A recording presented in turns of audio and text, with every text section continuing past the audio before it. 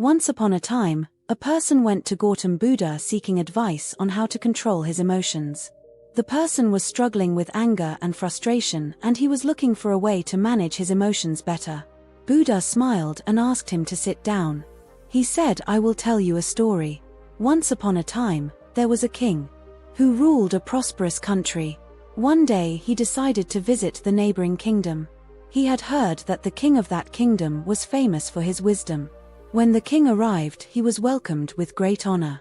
The king of the neighboring kingdom had prepared a grand feast in his honor. During the feast, the king noticed a fly in his soup. He was disgusted and ordered his servant to bring him another bowl of soup.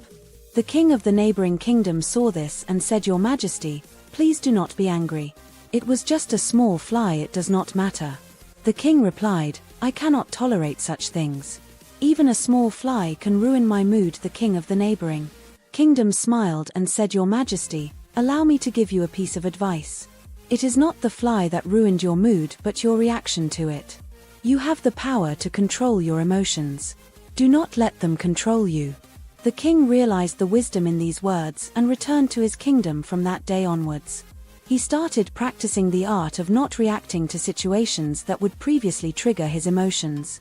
He found that he was able to maintain his composure in challenging situations and was able to make better decisions. The power of not reacting is an important lesson for all of us. We often react to situations without thinking, and this can lead to negative consequences. Reacting to situations with anger and frustration can damage our relationships with others and hinder our ability to make clear-headed decisions. However, it is important to understand that not reacting does not mean that we should suppress our emotions. Emotions are a natural part of our human experience, and it is important to acknowledge them instead of reacting impulsively. We should take the time to process our emotions and thoughtfully spawn them. In another part of the world there lived a young man named Michael. Michael was a very emotional person, and he often reacted impulsively to situations that upset him. He would get angry and say hurtful things which would lead to arguments and hurt feelings. One day Michael decided to take control of his emotions. He knew that his impulsive reactions were causing more harm than good, and he wanted to change. He started practicing mindfulness and meditation, which helped him become more aware of his thoughts and emotions. He also started practicing the art of not reacting. Whenever he found himself in a situation that would normally trigger his emotions, he would take a step back and take a few deep breaths. He would then assess the situation calmly and respond thoughtfully. At first, it was difficult for Michael to control his emotions.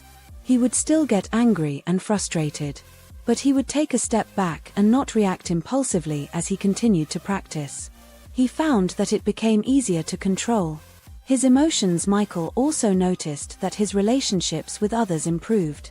He was no longer getting into arguments and hurting people's feelings. Instead, he was able to communicate calmly and thoughtfully, which helped him build stronger relationships. One day Michael's friend came to him for advice. His friend was going through a difficult time. He was feeling very upset. Michael listened to his friend's problems and offered words of comfort and support. His friend thanked him and said, "You always know just what to say, you never get angry or upset." Michael smiled and replied, "It's not that I never feel angry or upset. It's just that I've learned to control my emotions and not let them control me. It's a powerful tool that has helped me improve my relationships and my overall well-being." Michael's friend was impressed and asked him how he learned to control his emotions. Michael shared his experience with mindfulness and the power of not reacting.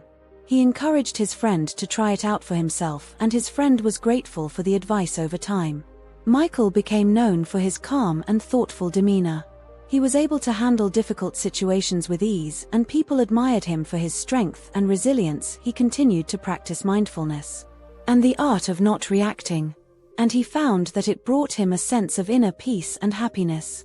The power of not reacting is a valuable lesson that we can all learn from. It takes practice and patience, but the rewards are well worth it. By controlling our emotions, we can improve our relationships, make better decisions, and live a more fulfilling life. The moral of the story of the king and Michael teaches us that we have the power to control our emotions. We may not be able to control what happens to us, But we can control how we react to it by practicing mindfulness, the art of not reacting. We can learn to control our emotions and respond thoughtfully.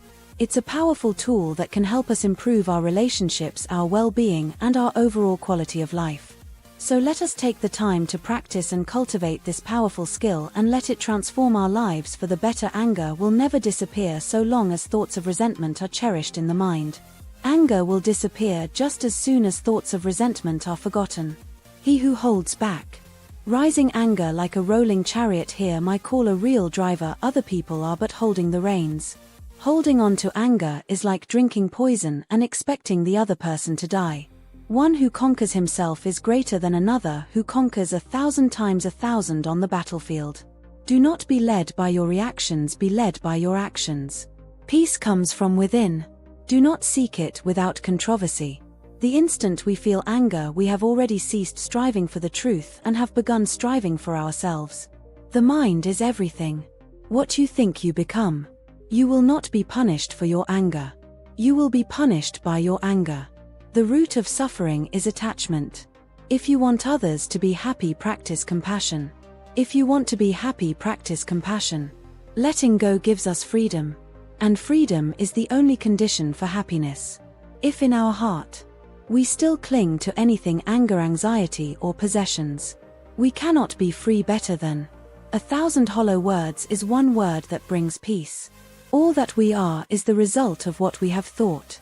Respond, don't react. Respond with reason, not emotion.